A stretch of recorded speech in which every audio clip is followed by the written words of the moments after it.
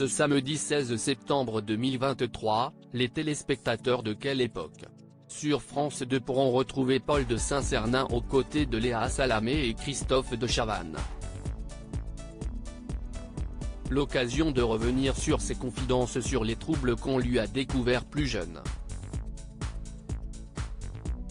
Place à un nouveau numéro de Quelle Époque en deuxième partie de soirée sur France 2 ce samedi 16 septembre 2023.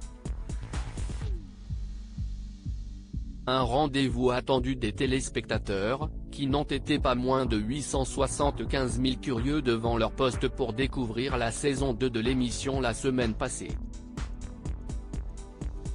L'occasion d'y retrouver Léa Salamé, dont ce n'est pas le véritable prénom, Christophe de Chavannes, qui a récemment réglé ses comptes avec un ancien présentateur star, Philippe Caverivière, la nouvelle recrue Charlotte Desnos ou encore Paul de Saint-Cernin.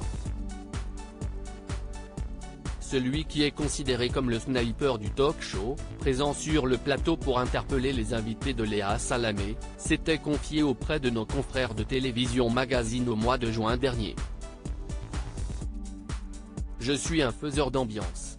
Pour autant, je ne ris jamais de quelqu'un. Je réussis une blague si la cible y rigole, se décrivait-il. L'occasion pour lui de rappeler que cela faisait déjà 12 ans qu'il tentait de se faire une place dans le monde des médias.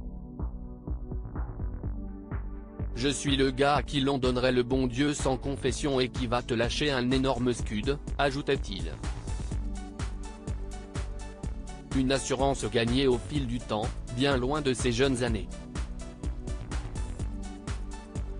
En repensant à cette époque, Paul de Saint-Cernin, né en 1991, se qualifie avec franchise d'adolescent chétif, ancien bègue. Sans oublier son très haut potentiel intellectuel découvert à l'âge de 11 ans, qui semble l'aider dans son métier. Paul a cette particularité liée à cette neuroatypie. Cela se retranscrit par sa plume percutante et son sens rapide de l'analyse, assurait une de ses proches, l'essayiste Lorraine Ferrand.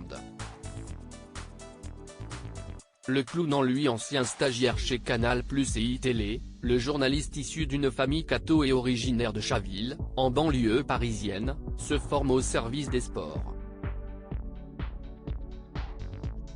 Puis il rejoint Téléfoot sur TF1 avant de vouloir développer le clown en lui. Il écrit actuellement son premier spectacle d'humour entre plusieurs rodages de sketch, en festival et en comédie club.